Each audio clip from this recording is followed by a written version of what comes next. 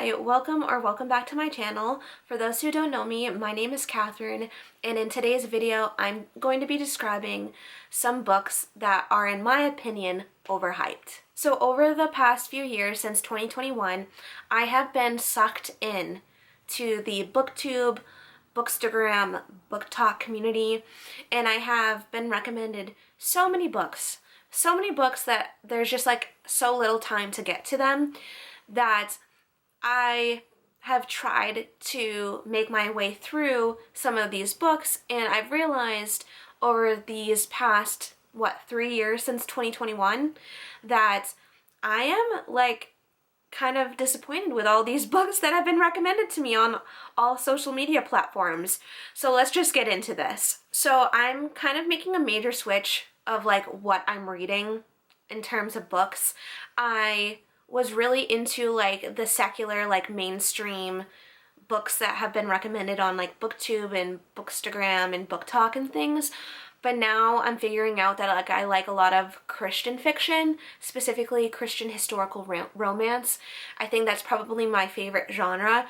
But when I was initially getting into this whole like book content or like book hype, I was reading all of like the stereotypical like recommended books in this community, if that makes sense.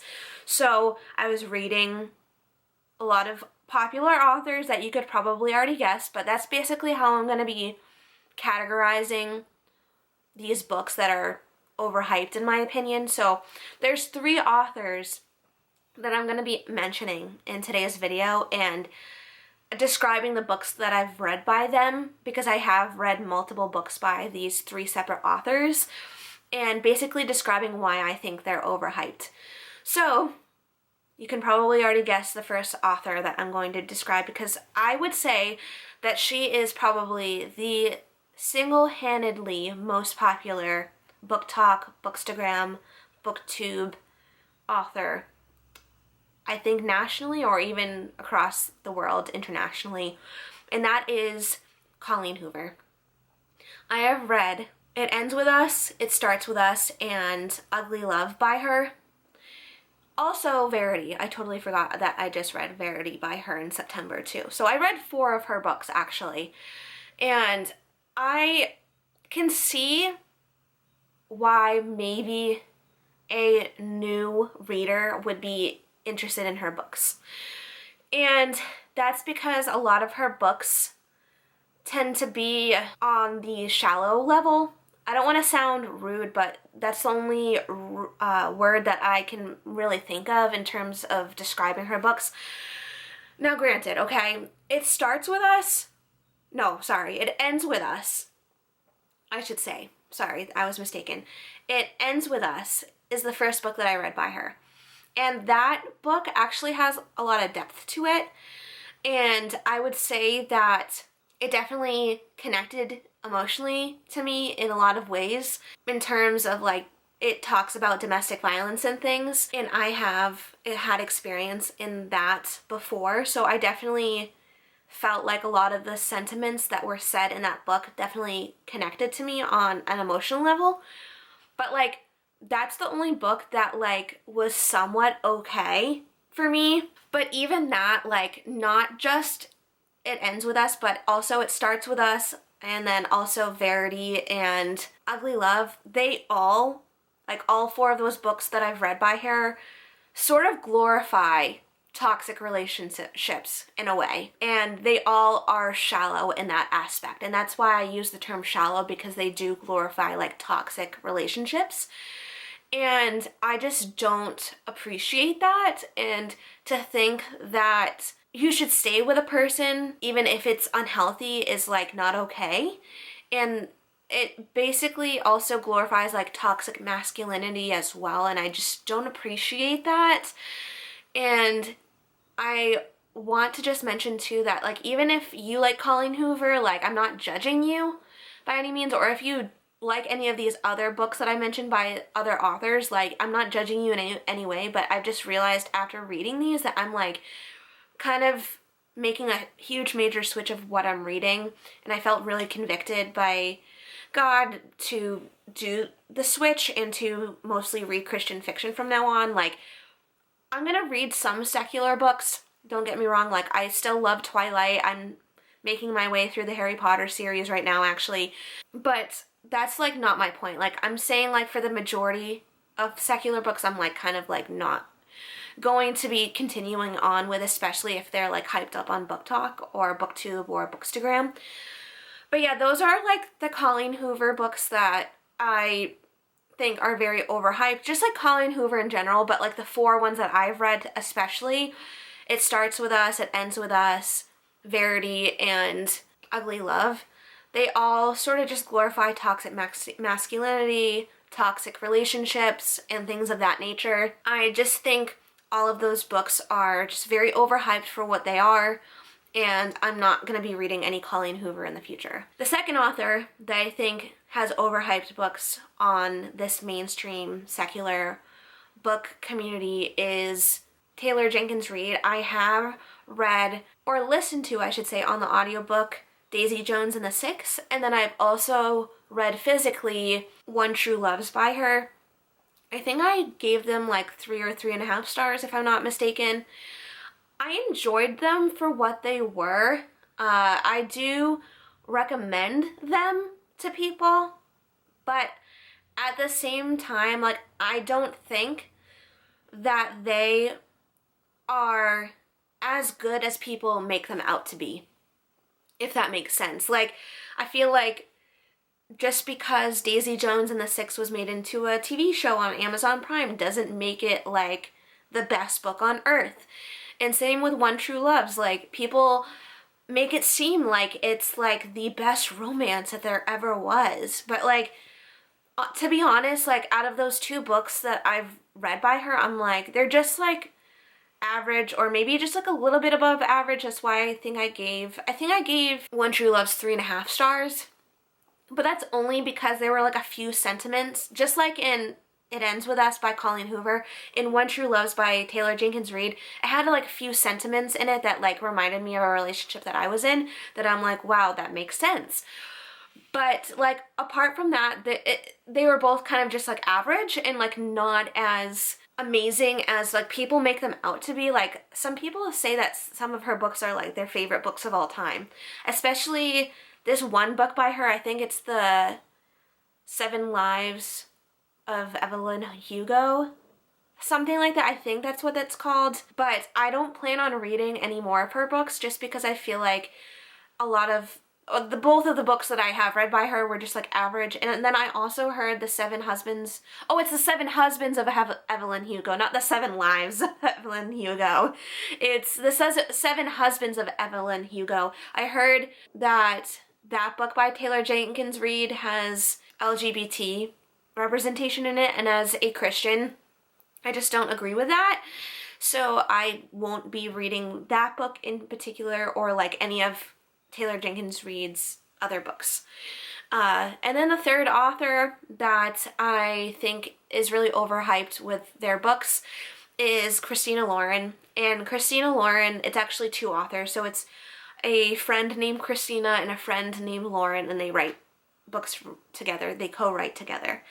And the first book that I read by them was The Unhoneymooners. It was actually the book that got me into Book Talk and Bookstagram and BookTube, because there was this girl on Book Talk who was basically describing The Unhoneymooners, like the synopsis of it, as if it was like her life. She was like describing how like, oh yes, like my sister got married and everyone got food poisoning on the wedding day, and I didn't, along with like the best man, and we got to go on the honeymoon together and this and that. And so basically she was like describing the book as if it was her own life, at least like the synopsis. And then at the end of the video she was like, oh, just kidding, like that's actually The Unhoneymooners by Christina Lauren. You should go read it. Which is why I ended up reading it, because her description of it was so convincing, and like the plot itself really was intriguing. Like, I really was interested in the aspect of like these 2 people going on a honeymoon together that weren't actually married, and it was like supposed to be like the maid of honor's sister who was getting married. It was supposed to be like her honeymoon, but she ended up going on it as like the sister and also the maid of honor with like the best man. And the best man was like the groom's brother. So it was basically like, I don't even know what the groom's brother would be to the bride's sister. I don't know how, would it be like a brother-in-law, sister-in-law situation? I don't know. But basically they go on the honeymoon together, like the maid of honor and the best man, who are also the siblings of the bride and groom. And it's just like their love story of going on this honeymoon. I think it was like to Hawaii or something. And at the time, like, I thought that was super intriguing and interesting, like the plot. But then I was like, once I got into the book, I was like, this actually isn't as interesting as I thought. It was just a very underwhelming book, and like I feel like the plot was very underdeveloped. The characters were very two-dimensional. They didn't really have personalities. It was supposed to be like enemies to lovers, and that's why I kind of have like an ick towards enemies to lovers, or like that trope for that matter. I just don't like it, because like a lot of these people who describe these books as being enemies to lovers, they're like not really enemies to lovers. It's just like they tease each other or they slightly dislike each other and then they fall in love. It's like not true hate or enemies. Do you know what I mean? Like if they were true enemies, they'd be like trying to kill each other, okay? Not banter with one another and like tease each other. Do you know what I mean? So there was also like this like miscommunication trope in it, which I don't like miscommunication. There was also infidelity or cheating in this book as well, and I just don't appreciate that in books either.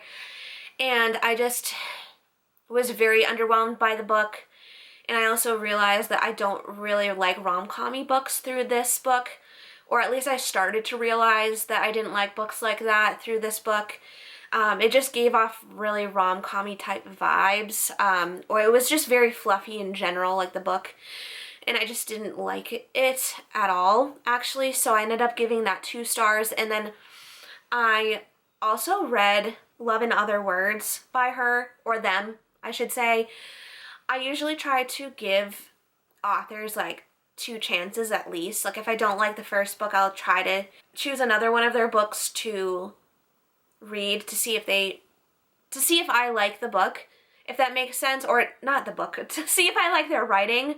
Maybe I just read a book by them that was just like not for me. Maybe there's other books that I would like by them, but that just simply wasn't the case. Like Love in Other Words like was also just like not it for me. I don't know if it's classified as young adult, but it seemed kind of young adult-ish to me because there were high schoolers in it. And it was basically about this young man and young woman who met in middle school and they fell in love throughout their high school years. And I just felt like their love was honestly not even love, it was just lust. And the characters were also two-dimensional, didn't really have much of a personality for either of the characters. And then it kind of goes it does this dual timeline thing, which is what I'm trying to describe. And basically it's between like this timeline of like when they were like in middle school and high school, and then 10 years later, and then they finally meet up again after 10 years of not talking. And then you finally find out like the reason why they weren't talking. And I was just like, that's so stupid. Why would that cause them not to talk? And it just goes along the lines of like the whole book being very immature. And I realized too, like, that this made me not like books that have high schoolers in them, or like young adultish type books with high schoolers in them, because for those who don't know, I'm an aunt. I don't have any kids of my own, but I do have nieces and nephews who are in the high school age range. And whenever I read about high schoolers, it makes me just get grossed out, especially if there's a romance. Because I'm like, my nieces and nephews are that age. Like, I don't want to be relating these characters in these books, I should say, to my nieces and nephews. Like it just reminds me too much of my nieces and nephews, where I'm like, if I wouldn't want to know that kind of stuff, like their sex lives and stuff, like of my nieces and nephews, I don't want to be knowing about it in these books. Do you know what I mean? Like, it was just too much information for me to T-mine. Like, for what it is, like, if it's a young adultish type book, even if it's not considered young adult, and if there's just, like, high schoolers in it, which, first of all, it's problematic. If you're considering a book young adult and you have spice in it or, like, sexual content, like, why are you considering it a young adult book, I should say, because, like, there's high schoolers reading this, so, like, please skip the sexual content in it because of the young crowd that could be reading this for the majority. But anyway, like, why do I want to read about, like, teenagers having sex or, like, having lustful thoughts or things like that? It just baffles me. But yeah, that was one of the books, like Love in Other Words by Christina Lauren, that made me realize that I don't like romances that have teenagers in them, and, like, more so on the part of, like, I'm not very much a young adult reader anymore. There are exceptions, but for the most part, I'm realizing now that I don't like young adult. I know I've said in the past that I like young adult books, but I don't think I am a big fan of young adults anymore. But that's basically all of the books that I think that are generally overhyped for Book Talk, BookTube, Bookstagram, and I wanted to categorize it into those three authors because I think those three authors are, like, some of the most major authors on the mainstream secular Book Talk, Bookstagram, BookTube community. Thank you so much for watching. If you agree with me, let me know. If you disagree with me, also let me know. Let me know why you like or don't like the books that I mentioned, or if there's any books or authors that I did not mention that you thought I should include in this list. Please let me know in the comments down below. I would love to hear from you. Do all the YouTube things that you know how to do. Like, comment, and subscribe, and I'll see you in my next video. Bye!